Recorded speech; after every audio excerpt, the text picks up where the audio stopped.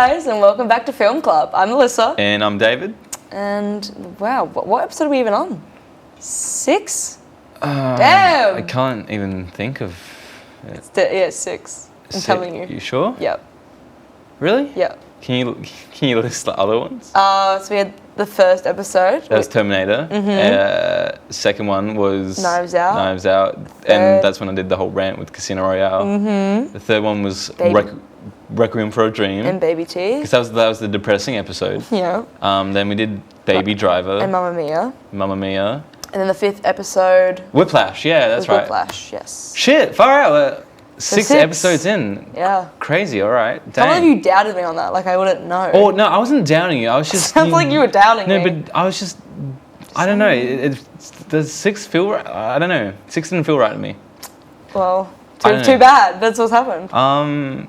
But yeah, I was going to actually ask you before, is there any things that you're looking forward into, like any upcoming movies or anything? I know we don't really talk about TV shows on this, do we? But even like TV shows, are there like any... I mean, we can. It is called Film Club, though. So. Yeah. But yeah, go ahead. Can you have like a separate channel? We talked about the reason why I picked Knives Out for the second episode was because Cutting of a Glass Onion's coming out. Yeah, that's right. That's coming out really soon. But also, you got to remember that these are backlogged. Spoiler, that these episodes are backlogged. So when this episode comes out, it might... be already out. Yeah, I don't know because I don't know. Definitely. Yeah. So it's already out probably by the time this comes out. Oh, I think I'm going to watch that in cinemas, I reckon. Yeah, I reckon I would too. And I'm looking forward to The Whale. Yes, I thought you were going to say Bones and All. Because we... I was trying to guess and then that you as do well. But Darren Aronofsky, because obviously we reviewed Requiem for a Dream, and also how he compared Whiplash with Black Swan, which is another movie. But I'm so excited to have Brendan Fraser there. Yeah, I know. I've missed him. I love that man. He's my childhood. Missed him. He's my childhood. He's my childhood. Like the Mummy series in particular. It's not a competition, man. The Mummy series in particular, you know, that was... Looney Tunes Back in Action for me. That was my childhood. Oh, yeah, no shit. That was my Space Jam. Oh, yeah, Fuck Space Jam. Looney Tunes Back in Action. Have you seen, like, Space Jam 2? I haven't, because Looney Tunes Back in Action is Space Jam 2. It is. I will know. Because that's when, like, Bugs Bunny and Daffy Duck... And Brendan Fraser punches Brendan Fraser in the face. Do they go to the Louvre? And, like, they do go to the Louvre? And the paintings? Yeah, shit. I love that film. That was a banging movie. So much. Oh my! It's so good. I watched it again recently, and I forgot how many like fourth wall breaks there are, and like how meta it is. Yeah, so good. I love when movies do that. Like I think Ferris Bueller is like one of my favorite fourth wall kind of breaks. You know, but for you specifically, like any other things you're looking forward to? I mean, The Whale I agree with because like Sadie Sink's great. Obviously, I've heard good stuff. Great. Causeway, the one with Jennifer Lawrence in it. Yeah, I looks heard like about it's gonna be really good. I'm very excited for that. I heard really good stuff. Is it not already out already? I don't know. I think it's already out. Well, here or in the US, because they'll have different release dates. Yeah, that might be. It might be out in the US, but I don't think it's out here yet. Okay, because like I said, I've heard really good stuff about that as well. But yeah, do you want to talk about what films we're doing today? Sure. So we've got Shutter Island and Her. And Her, 2013 Spike Jonze. And we got a Martin Scorsese film. I feel like just a side note, I feel like a lot of people forget that Shutter Island is a Scorsese film. Yeah, because it's very different in terms of his like other repertoire. Style, yeah. Because like I said, I was talking to some people and they're like, oh shit, that is a Scorsese film. And because like you said... It is very different from his other ones. You don't really see... Well, stylistically, it's a little bit similar in terms of having like those wide shots, sort of like that. That's sort of similar, but like narratively, because it was based on. Like, should we just already like? Should we I guess we're going to Shutter Island first because I'm already talking about it. But yeah, Shutter Island was actually based on a book by Dennis Lehane. All right, something like that. I know it was based off a book. Yeah, so it was based off his 2003 novel, and then like Lieta. Oh God, like someone jumped on to like adapt it for a screenplay with Dennis. Like they both worked together to actually turn it into a screenplay. Yeah. And she did Alita, Battle Angel, and Terminator Genesis. Oh yeah, that one with Christoph Waltz. Is Christoph Waltz not in the Alita Battle Angel? Maybe. Was he not? Look, I don't remember that film very well. I won't lie. I've kind of... That was fairly recent though, was it not? Yeah, it was. It was only a couple of years ago. Okay. Anyway, yeah. Yes. So neo-noir psychological thriller. Yeah. Very It's funny how you picked the film that Amy O'Leary called me out for. I did it for Amy O'Leary. Shout out to Amy. You're a real Wow, OG. Amy. This one's for her. You really did, because you said you like psychological thrillers, and then you didn't put it up there. I know. I know. I didn't put Shutter Island up there. So that's on you. That's your bad. Trying to reason that, but like... That's your bad, man. There's only so many spots you can have, and I had to make that list in like 20 minutes as well. No, you didn't. You had plenty of time. You chose to do it in 20 minutes. I chose to do it in 20 minutes, and these because I need to get like Letterboxd. You don't have Letterboxd, do you? I do have Letterboxd. Oh, you do? Yeah. Oh. Why did you give me that reaction? I thought you didn't have Letterboxd. Yeah, I do have Letterboxd. Oh. So I'm like the only like person without Letterboxd now. I've had it for a while. Really? Yeah. Shit. Okay. Dang. Yeah. So I think I need to get Letterboxd to like organize my thoughts like that. Yeah. But I like how I don't know how he even submerged to Letterboxd from Scorsese.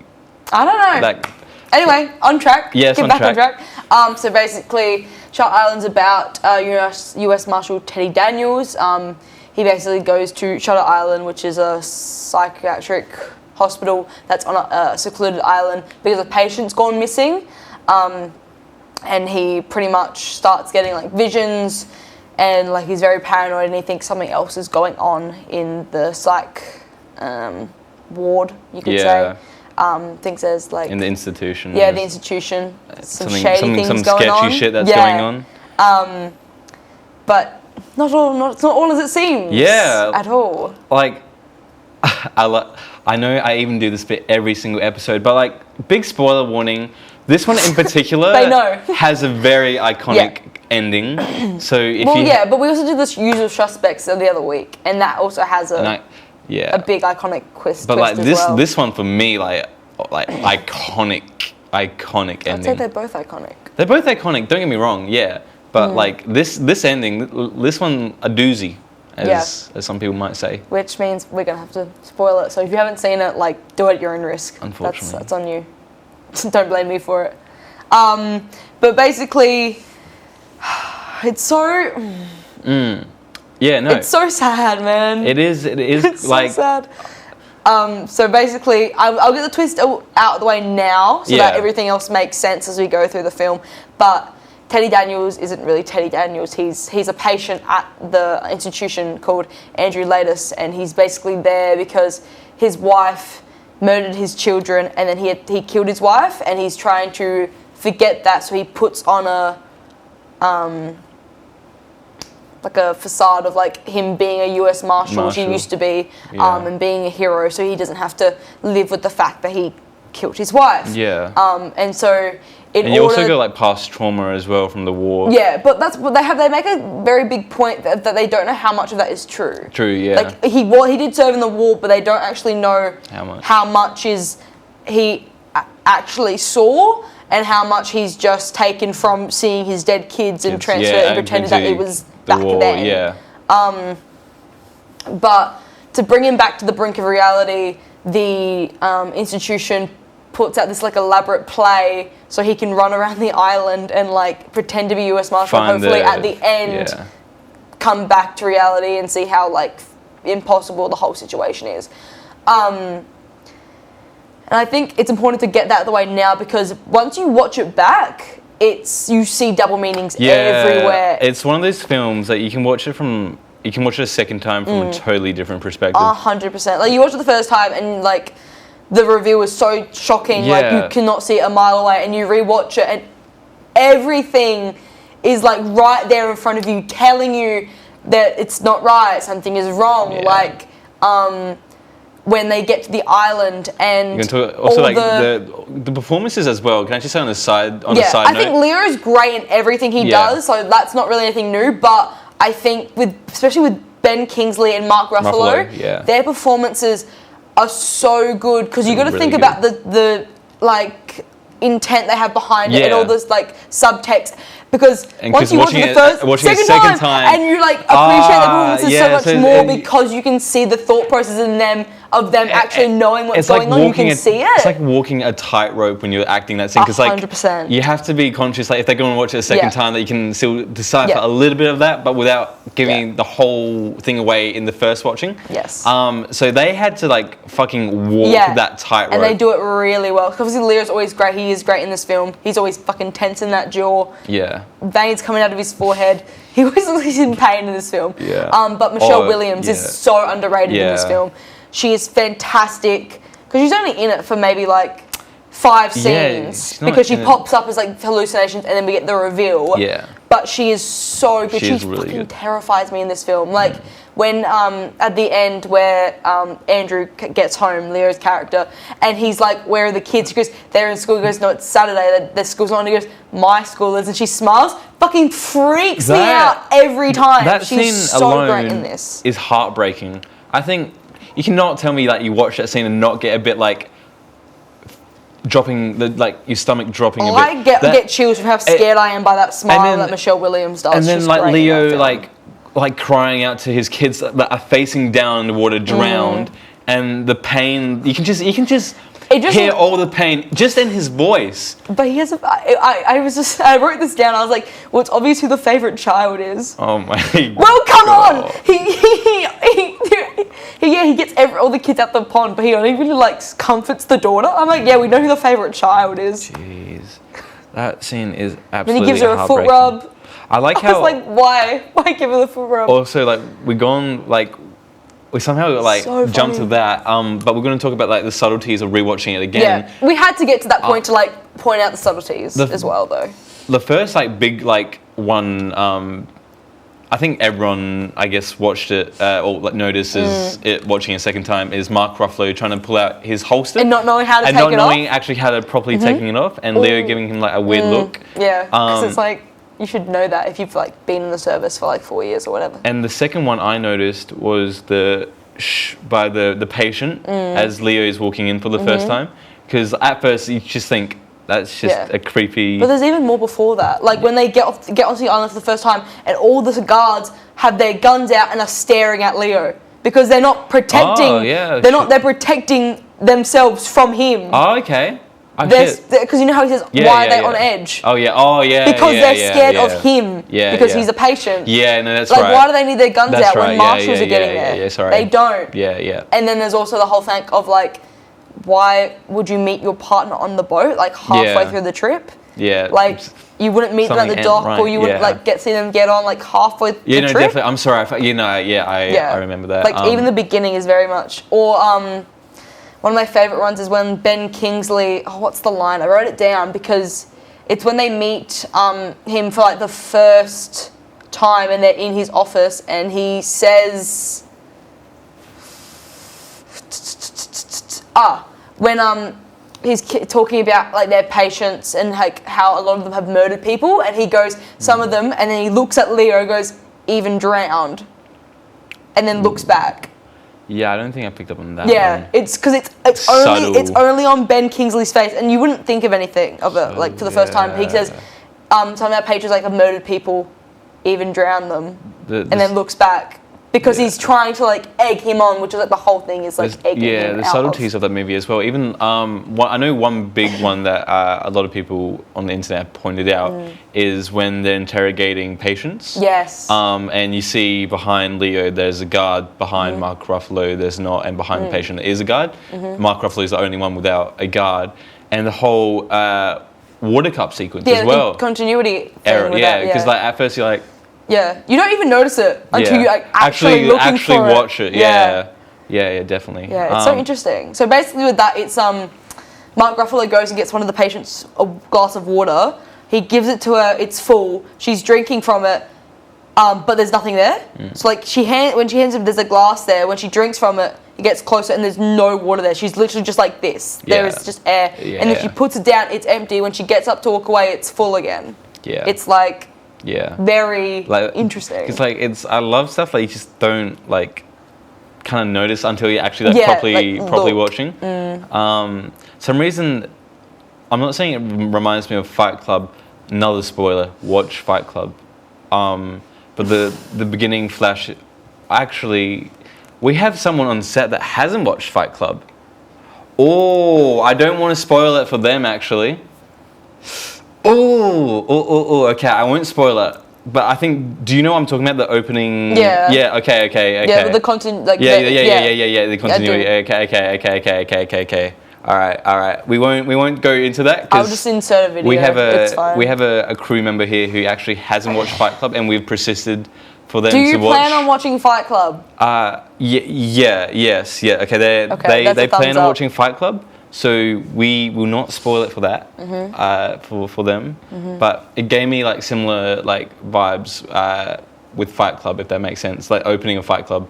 Yeah. Not the very opening, but like. Yeah, like the. Yeah, I know what you're talking about. Yeah. Anyway, so we push past that point. The score, I think, as well. It's great. The opening, really just going into a Shutter Island, like. You can already tell, like, dreading the whole. There was like cello, a string kind of. It's definitely like a string instrument, but I couldn't tell you which. You can kind of feel that it kind of feels haunted in a way. You know what I mean? It's very creepy. Very creepy, and like you didn't mention it before, but the cinematography as well. Oh yeah, but I think it's so interesting how for like the present. It's all very much wide shots, very much like that. I love when they do the reverse shots, and it's like Mark Ruffalo, Leo, and then the person talking in the middle. I love those shots. I think it looks so cool. But then when we get to like either the past or the flashbacks or like the dream sequences, they're a lot more not risky, but like they're very different in terms of how they're styled. Like they're very much like quick shots or like close up things or like. Even with colour saturation, it's completely different. So for present, it's like blues and greys, like dark. And then when we go back, even if the memories aren't too happy, they're a lot brighter and they're a lot more colourful. Yeah. I think it's very interesting how they switch between. I also just remembered then, even with one other patient, when interrogating, Leo knows how to like just scratch the board. Oh, no, not scratch the board. Paper. The paper. Yeah, the paper. I don't know what I was thinking of. I was thinking of another maybe for a second, but the pencil, which is or the reason why Mark Ruffalo gets up and gets water is because she's like saying, "Oh, the doctor's easy on the eyes," and she's literally talking about Mark Ruffalo being easy on the eyes because it's him that she's talking about. But and he gets flustered and walks away. I'm really trying to think of the other stuff you can pick up on when he sees George Nancy. Yeah. That's a huge one. Yeah. That whole conversation is double meanings everywhere. Yes. This whole film is just... the dialogue is so smart because everything, when you watch it a second time, has a double meaning. Meaning to it, yeah. Like, pulling something off like this, like we were saying before, it's like walking a tightrope because you need to make sure in the first viewing that it still has a story, but, like, in the second viewing, it has that double meaning. Kind of thing. Yeah. And I really like the whole it's actually them trying to make you think that you're like insane with the cigarettes you're smoking kind of thing. I really thought like at first because I started thinking, they're trying to make Leo crazy. They're trying to gaslight this guy, but like on gaslighting, on another level. There's gaslighting. Don't get me wrong, but there's fucking gaslighting, like him to think that he's actual crazy. But yeah. I think also when we're getting to, like, after he's blown up the car and he's running to the lighthouse because he assumes all, like, the torture stuff is happening. Yeah. And when he goes up the stairs, you have, like, the shot of it, like, spinning around as he goes up. And it makes it feel like he's not going up a lot of flight of stairs. It makes it feel like he's just going around in a circle, which is so interesting because, like, he's not going anywhere because there isn't this big, elaborate place. It is just a normal lighthouse. Yeah. And how the juxtaposition of Leo coming in all frantic and how calm Ben Kingsley character is. Like he comes in, he goes, "Why are you wet, baby?" And he's like, "What?" We he's love like, we love an angry Leo, don't we? As well, and like he's always angry. Whenever he's yelling, like that would terrify the shit out of you, kind of thing. But it's so interesting because he's so angry and so frantic, and Ben Kingsley is so calm and just stoic. It's very interesting how that works because it. Yeah. The ending as well. What do we think? Spoiler. Personally, for you, what do you think? Oh, I think that I think like he's out of the loop, okay. but he just So we agree. He just can't live with the fact what happened, and he rather he doesn't want to. Yeah, he can. He just chooses not to. Yeah. So basically, after the reveal of like he's a patient, they have to like if he keeps being reality, he gets to keep being a patient there. If he keeps going back into pretending, he's going to be lobotomized. Yeah. So there's a conversation between Mark Ruffalo and Leo where I think a lot of people see it on Instagram. They yeah, play on probably see it Instagram on all the time. the Instagram accounts, but just in case you haven't, I'm trying to give some context. Would you rather live as a monster or die as a good man? Well, no, Leo acts like he's still Teddy Daniels rather than Andrew later, so Mark Ruffalo is going to be like, okay, you're back, we got to lobotomize you. Yeah. And then that's when he says the line of, which would be worse. Would you rather live as a monster or die as a good man? Yeah, and that's basically, Mark's like, what? Because it feels like he actually is still in reality, he's just choosing to be lobotomized so that he doesn't have to live with the fact that his children are gone and his wife is gone. But we don't actually get a confirmation of if that's true or not. It's just more of an ambiguous kind of thing. Because for me personally, I do 100% think that he's in reality. His choice is solely him for his own. Yeah. But yeah, it's very interesting because the way like Mark's like. Yeah, because that's also very like I love subtle acting as well, and I think that like this movie is like. I wouldn't say the definition of subtle acting, but there's so much subtle acting on. It's like from everyone, like the security guard, the warden, everyone is doing a fantastic job. And I was even going to point out, I forgot who I was talking to about this, but they're like, scratch the like insane part. Like you could watch it again and think that the institution is actually bad and like that they're making him crazy, kind of thing, and and then your whole meeting the patient in the cave. But like I said, I just loved how you can really watch it in so many different angles. Yeah. And I don't know, it's timeless. No, it's a very good film. The way they've like structured it, is so good because like it would be. It's a hard thing, I would think, to get right, like in the writing, even just in the writing process. And I get it was a novel first, but still, that have it in a way that it works so well, like watching it again a second time. Yeah. It's insane. Ooh. What? We haven't used the list of shame for a while, and I just thought of Scorsese. Have you seen Taxi Driver? I haven't. Yo, get the list of shame. I don't think that's the list of shame. Episode 6, finally. It's on my Netflix list to watch. Get that list. No, I don't think I will. Get that list. No. Get that list. No. Get that list. I won't be doing that. Please? No. Do I have to get it? Yeah, if you want it so badly. I'm not putting it on there because it's on my Netflix list, so I can watch it so easily. You haven't watched it? It's not something that's like out of my reach. But have you watched it? No.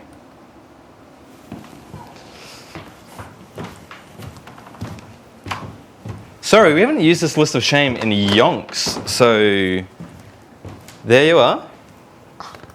Here's a pen. Oh, that didn't really work. There you go. Okay.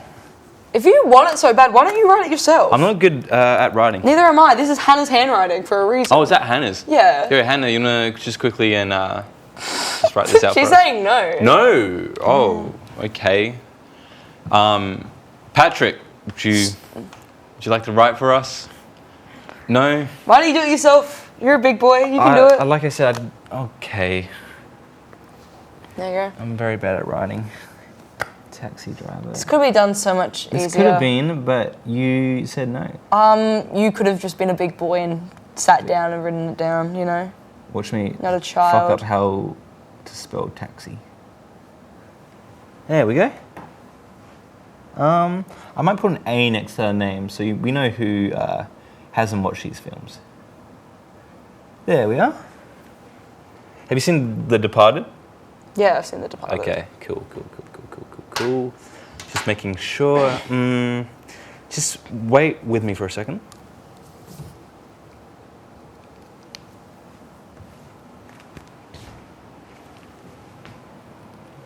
You want to fix that?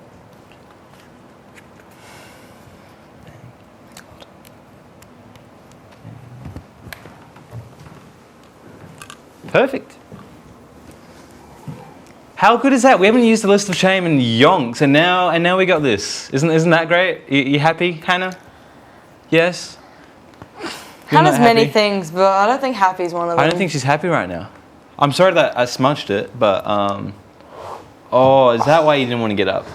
Oh, I can't feel my legs, honestly. Taxi Driver. You seen Taxi Driver? Yeah. Wow.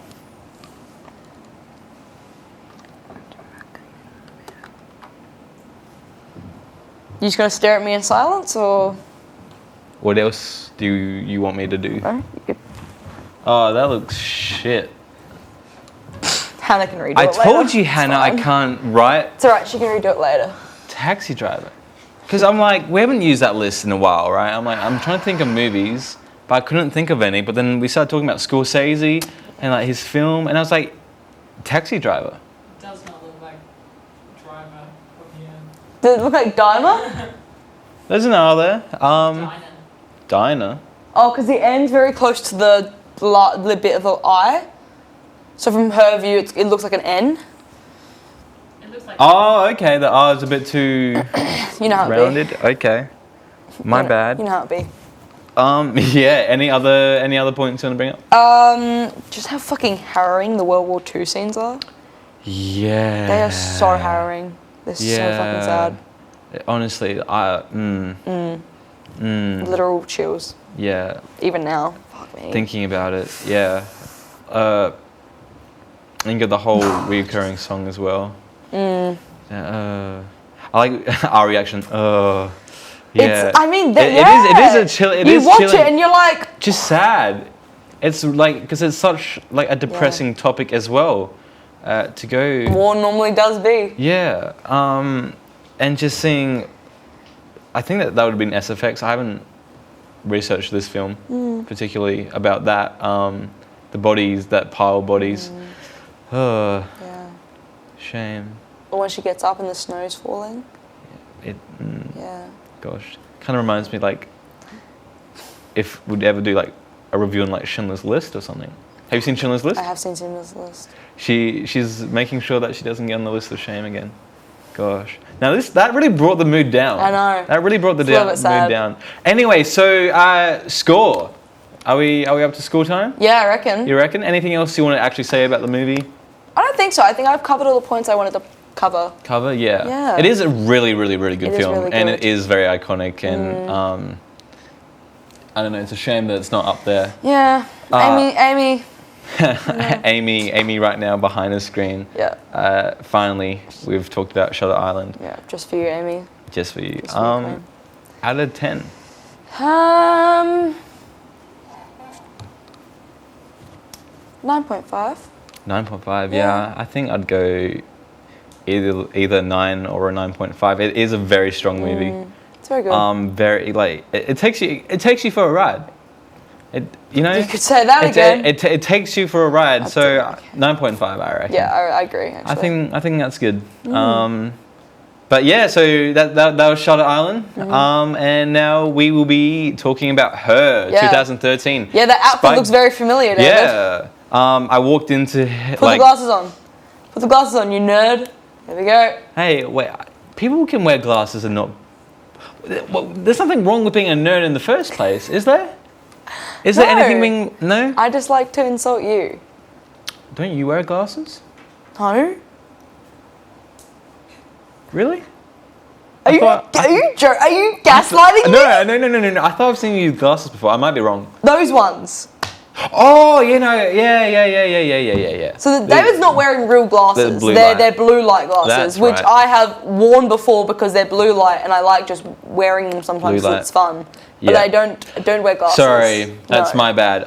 Yeah, so I walked into the. Okay. Do we call this the studio?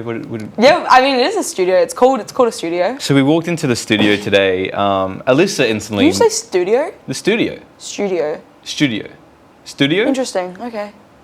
Is that American of saying I don't studio? know. It's just a little bit different. Do you say Dune or June? June. I say Dune. Sorry. June. We got going to the English. Anyway, so I walked into the studio and Alyssa understood like why I was wearing this instantly. Yeah. But our technical director like was like wondering why the hell I was like wearing this outfit, and I'm like, have you seen her? It's not really your vibe normally. You don't think? You don't think I'd wear this normally? I think you could, but when I saw you, I was a little bit like. A little bit. I'd like FYI. I don't wear this normally. No. This is my dad's from the 80s. Nice. As you can tell by like all the overhang. Respect. Kind of thing, but I thought it'd be appropriate because, like, it's the vibe. Off the bat, one big thing about her, the color palette. Fucking fantastic. Beautiful. I'll just quickly. We'll go back to the top. So her 2013, directed by Spike Jonze. He also directed Where the Wild Things Are. And being John Malkovich, you've probably seen Where the Wild Things Are. That used to scare the shit out of me.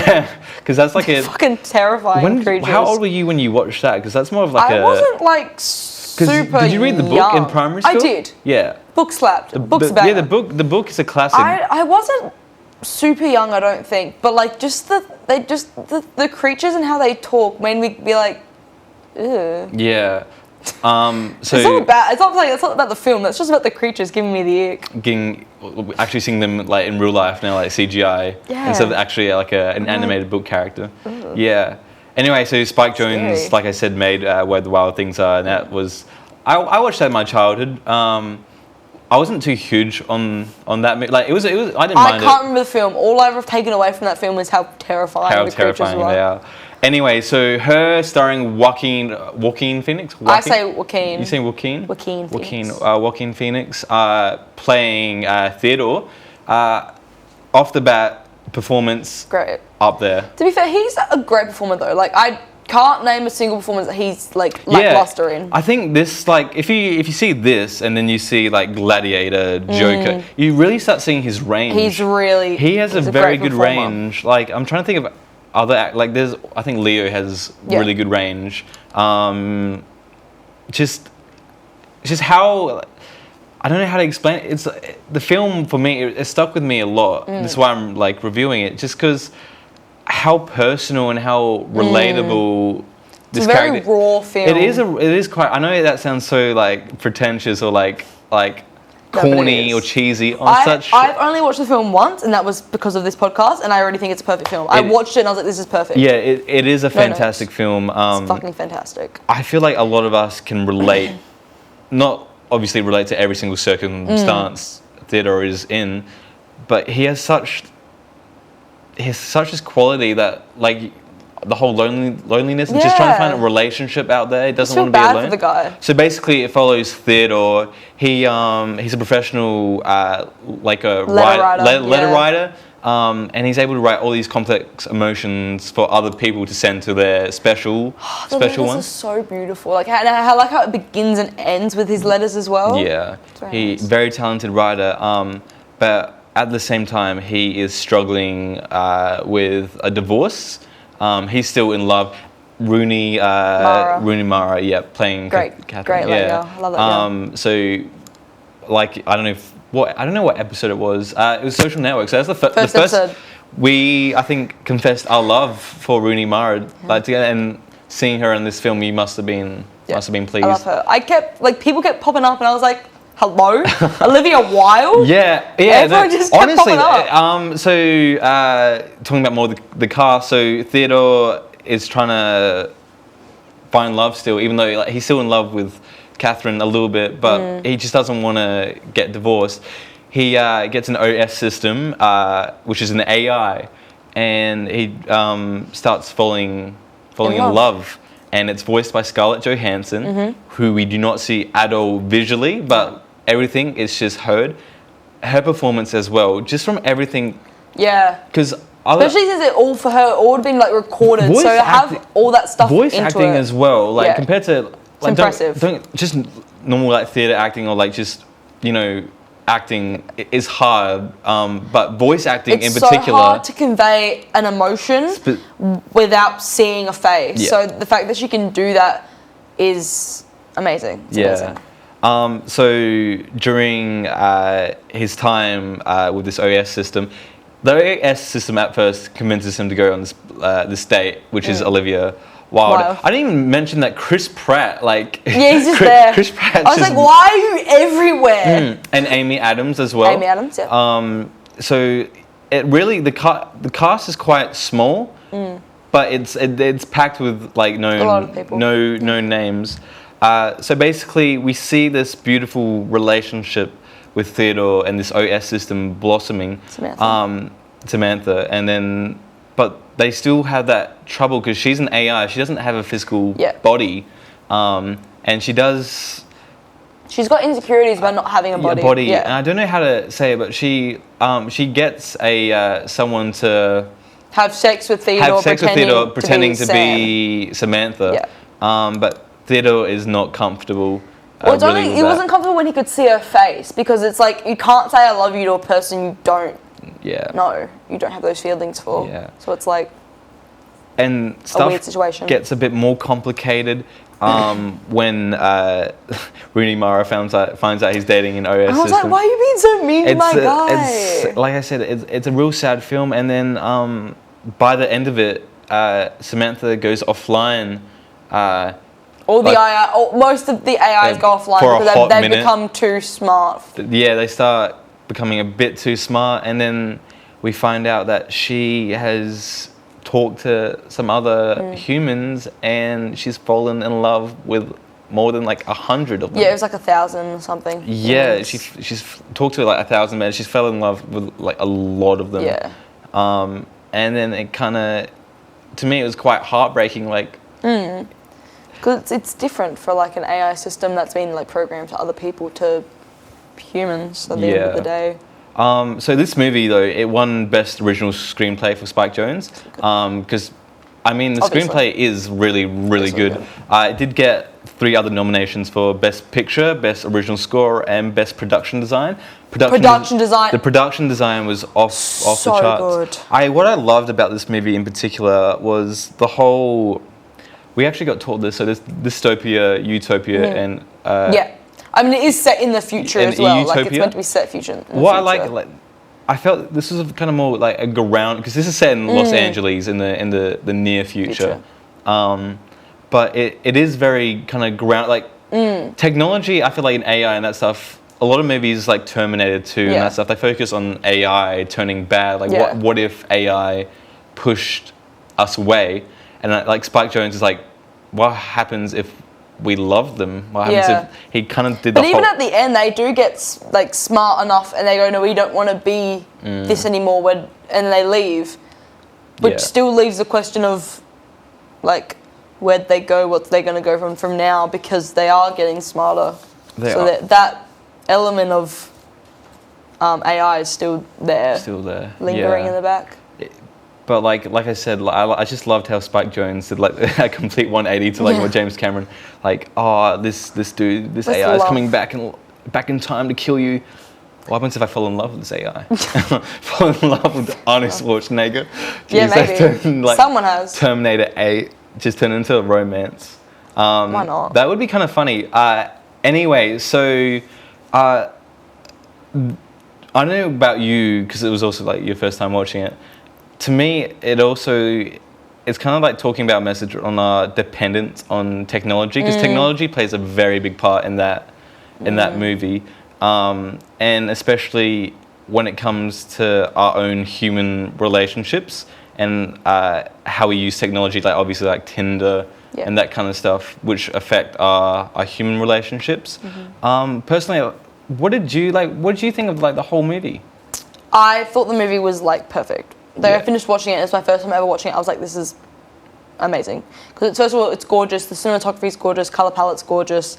All of that. The performances are great. Like when like we're just like, it's literally just normal. And then like Joaquin Phoenix's character Theodore would like remember about his like relationship with Rooney Mara, and the editing and the flashbacks and all that sort of stuff is just. I was going to mention here, I actually forgot to say it. The cinematographer, I'm going to butcher the pronunciation of this name, but Hoyt van Hoytema.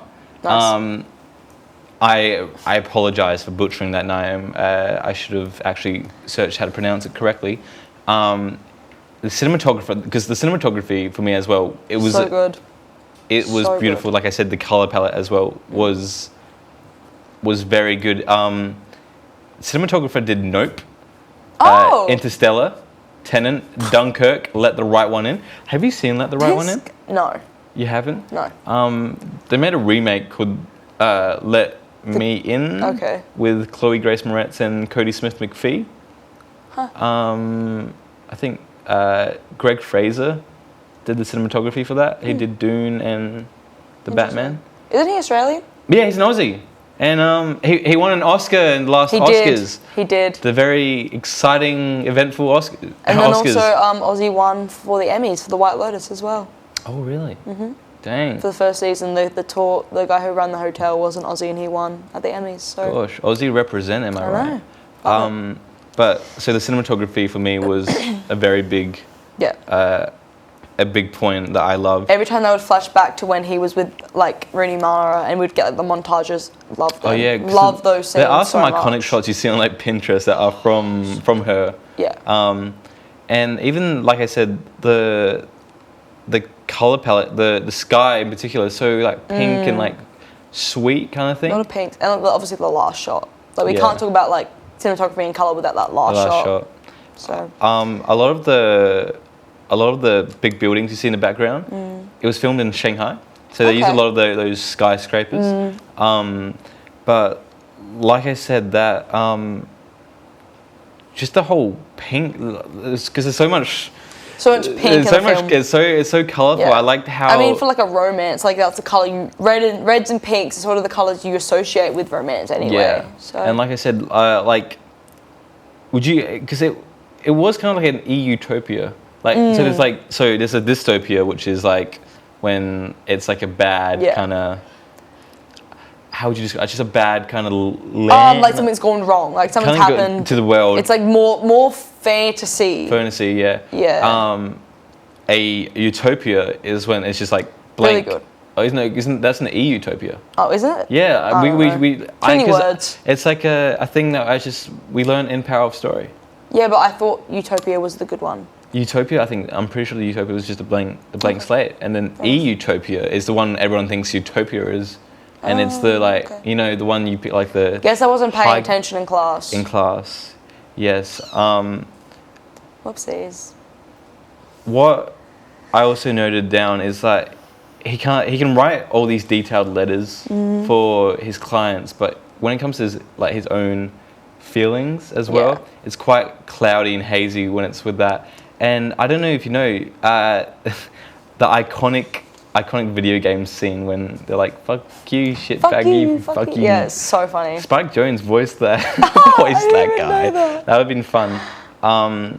But it is a film that really does talk about our relationships, and I guess even pitching that, I have an idea.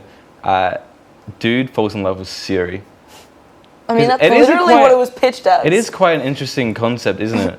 And I don't know, it starts making us wonder, can these AIs really start developing these complicated feelings of emotion? Because love... We get further enough in technology, I think so. Love and passion is a really, really complicated emotion. It takes your head everywhere. And then you add the twist of technology into that. I don't know. Yeah. It starts getting a bit confusing. Was there any big talking, any thing that stood out to you in particular? I love the character work they've done with Theo's character. Yeah, and how like I said, he's such a relatable. Yeah. Besides the I guess divorce part, because I'm only he's 20. not obviously he's lonely, and that's very much a core theme that gets thrown around, but you just because he's that's such a common emotion for so many people. Yeah. That you just feel so bad for him. And the whole day with Olivia Wilde. Olivia Wilde. When they're making out, and then she's like, "Oh, I want to know that you're not gonna just sleep with me and then leave all the other guys." And he's like, "Well, I don't know if I want anything serious." Yeah. And then she calls him creepy, and isn't that heartbreaking? I felt so bad because you can just see his face just drop, and it's oh, this poor guy. Because you want him, and it's weird, because, in real life, and there's people now who are falling in love with, AIs or, the dolls. Have you seen my weird addiction? The dude falls in love with his car. That's what I mean. Like people are I know someone who fell in love with like a tree.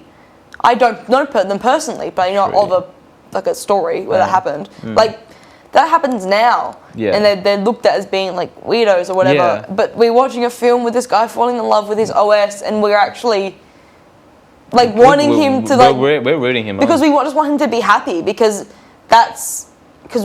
as people we know what it's like to be lonely. We know what it's like to want to love someone and want to be loved. Yeah, exactly.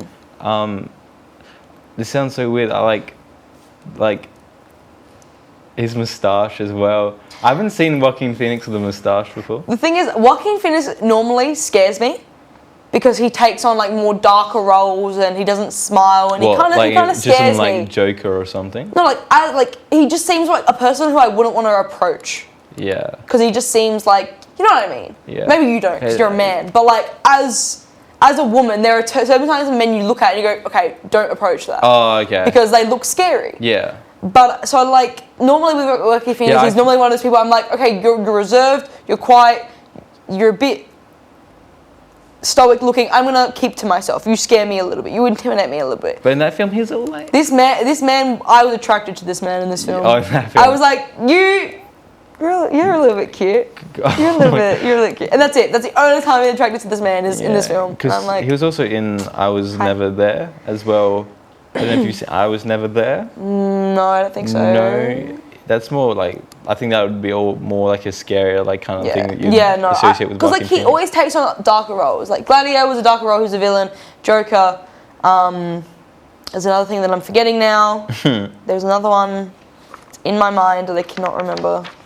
Anyway, but he does take on a lot more darker roles, and he does happier or when he's actually smiling. Yeah, I forgot to say, I didn't know, Samantha Morton was the original voice of Samantha. Samantha Morton. So Spike Jonze hired Samantha Morton to voice Samantha. Samantha Morton though? That's what I'm... Then just quickly... Yeah, I'm going to quickly Google that because I don't know who she is, but keep going. So Samantha Morton was hired to voice Samantha, and she would go to set every day with Joaquin Phoenix and voice Samantha. But during... She's in The Whale. Sorry. Oh, is she? Yeah. Anyway, so she was voicing Samantha, and she would be there every day with Joaquin Phoenix. And during the edit, Spike Jonze just felt like, this doesn't feel right. Her voice wasn't really fitting his image. So he got Scarlett Johansson instead. So that would have been... Do you know what I mean? Like, imagine getting like replaced kind of like that. That would have been a bit of it would have been the best feeling, especially if you've already started on it and stuff. Yeah. But I mean, Scarlett Johansson likes to like jump in and do that stuff. And take roles. Yeah. That she maybe doesn't need to take. Gosh. I think I've covered pretty much everything. Sorry. I was just thinking it is such like a... Wait, what happened? Did I just completely ignore you? No, I said something that I don't think you got what I was saying because you kept like talking, but like other people in the room got what I was saying. Wait. What did you say? I said Scarlett Johansson likes to jump in and take roles that she probably doesn't need to take. What other roles did she take? She was in Ghost in the Shell. I haven't seen that. Well, it's okay, you don't need to see it. All you need to know is that it was originally was it like a manga or like a comic? It was a comic. Manga. Yeah, it was like a manga. So the main character was Asian, and then she made it. They remade the movie, and she played the main character. Oh. And everyone was like, "Yes, my Asian queen."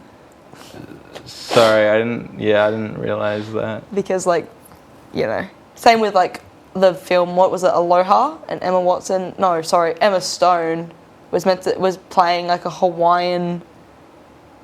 Half Hawaiian person, and she's like fully white, and it was just like funny because it was like all these white women being Asian icons apparently. Yeah, I didn't know that. The joke's not funny anymore because he doesn't get it.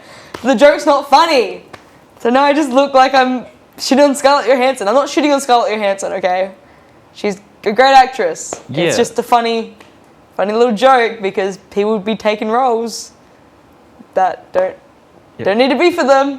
Yeah. But it's alright because it's not entirely their fault either. It's also the casting directors and the producers who go, white women. Yes. It's like some reason my mind went to Jude Law in, I think it was Enemy at the Gate. He's playing a Russian with an English accent, like a complete like British accent, and he's supposed to be playing a Russian. It's like, I guess it's similar. It's not similar. Sorry, my mind just went to Jude Law for a second. Love that man, by the way. Yeah, No, I do like Jude Law. I do like Jude Law. My mind goes like that. It goes. It just reminded me of Jude Law. That's my bad. Anyway, you good there, G? It's a funny comparison. Oh no, okay, no, I wasn't comparing with it. I was just saying my mind just went with Jude Law. It wasn't. Yep. Because I thought something similar happened with like The Great War with Matt Damon or something. I think that more was a white savior sort of thing. I don't think he was playing a character who was originally Asian. I think he was a white man put into an Asian story and then made the hero. Like he was more of a white savior in the story, which you don't need, and which is a bit different to like Scarlett Johansson taking a role that's should be for an Asian woman. Yeah. I don't know if it was Japan. Was it Japanese? Yeah, sorry. I'm saying Asian because I don't know which one, and I don't want to say the wrong one, but I think it's Japanese. Japanese, all right.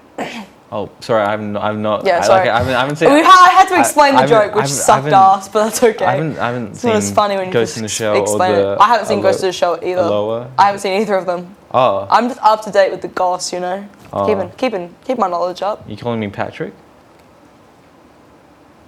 That's another joke because Patrick lives under a rock in SpongeBob. Oh, okay, gotcha. No, okay. Yep. Sad explain. All our jokes are just just shooting on today. each other's head. But yeah, I thought, like I said, Her is such a sad film in my opinion. Yeah. Because I wouldn't say sad, period. I would say it's bittersweet. Bittersweet? Yeah. Because I think he learns how to be in a relationship with somebody. I think he's learned from his past mistakes with Rooney Mara and his marriage. He got to a point where he could actually sign the papers, which is a big step for him, like for his character development. Yeah. That's a huge thing. And to get to a point where she's gone, but he's not, and obviously he's not happy about it, but he's content with himself, who he is as a person. He can go with Amy Adams' character up there, and he's just with her and her company, and it's bittersweet. Obviously, it's sad, but he's because Amy Adams grown a lot. Amy Adams also starts dating it. It's kind of she's falling, not dating, but like. Well, we don't know that. They never said that. They just said that. They never said that she was falling in love or that they were together or anything. They just said that she was talking to an OS as a friend. Okay. And that's how it was said. That's how it was introduced. Maybe it went further, but we don't actually get to find that out, unfortunately. For some reason I just interpreted it. I'm like, okay. You're like, everyone's dating OSs. All right, but that wasn't... when they start talking about, like, when Scarlett Johansson and, like, you know, Joaquin Phoenix are, like, you know, they're constantly dating, like, whenever someone starts bringing up, like, oh, yeah, I'm talking to, like, you know what I mean? No? I think she said she was, that she was helping me get through my divorce. Yeah. That she was a good person to talk to, or a good thing to talk to. Only if I can ever know, yes. Anyway, moving on. Solid, but like I said, I really enjoyed this movie, just how much you can connect to and how much you can empathize for Joaquin Phoenix's character. I agree. Like I said, the cinematography was beautiful, the soundtrack was great. Like I said, it got nominated for Best Original Score, and Best Original Song as well. I think it was called Full Moon. Do not quote me on that. But I think overall it was a very, very sad, solid movie. You said bittersweet. I think it's bittersweet. I think it's. My mind keeps going back to Olivia Wilde. Olivia Wilde be popping up. Yeah. For some reason I was like trying to think of a Florence Pugh joke, but I'm just gonna. We can make a joke about the salad. You wouldn't know about that. Sorry, that lore is so deep. Is that like a "Don't worry, darling"? Joke? It's in that. We'll explain it after. I don't need to explain it on the podcast. But it's kind of in that fiasco. Don't worry, at the salad and driving away and the salad. Yeah. See, someone gets it. It's alright. Have you seen Don't Worry, Darling? It's Hannah? not. It's nothing to do with the film. Am I the only one in this room who hasn't seen Don't Worry, Darling? David, it's got nothing to do with the film. It's got to do with her and Jason Sudeikis' divorce. Okay. Okay, moving on, because that's none of my business. Anyway, I would. I'll give this film like a 9.5. I'm giving it a 10. A 10. I don't fucking care. Dang. This is my first time watching the film, and afterwards I thought this film is fucking perfect. Then sorry, that's a 10. Yeah. Like I said, I never give 10s out because. Yeah, because you're a pussy. Ow. But I don't know why you won't give a 10. Like, it's your opinion. Yeah, but like. obviously nothing can objectively be a 10. I agree with you there. It's nothing can objectively be a 10. Perfect. There's no such. But to you, all of this here is our opinions. Don't take any of this literally. It was like I said, gospel. It's all our opinions, including the ratings. Yeah, it was a really, really, really good film. I really enjoyed it. So to your heart, what is the score? Are you trying to give me like therapy now? I am. Gosh, I was really about to make a bad joke. I'm not even gonna. Yeah, it was a really, really good film. I thoroughly enjoyed it. What's your rating? But it's 9.5. Like, objectively, can anything be a 10? Not objectively, no. Subjectively. Yes. But our ratings are subjective. But I'm thinking from like an objective point of view. People are like, can you fucking move on? Yeah. Oh my god. Okay, so next week, I'll be doing Uncut Gems, directed by the Safdie brothers. And I'm going to be doing About Time. Ooh. Which is another little romance with a bit of sadness in it. Yeah. So, what's the first rule of Film Club? Like, I've kind of forgotten. You've forgotten? 6 episodes in. 6 episodes in. I think it's to talk about Film Club. Talk about Film Club? Yeah, I think so. So please, talk about Film Club. Let us know as well if you want us to talk about certain films and stuff. Give us some ideas. You know? Yeah, please. Running out. But nothing to do with Ezra, I swear. If one please don't do that. Please. We've had enough of him. Anyway, have a good day. All right, see you next time. Bye.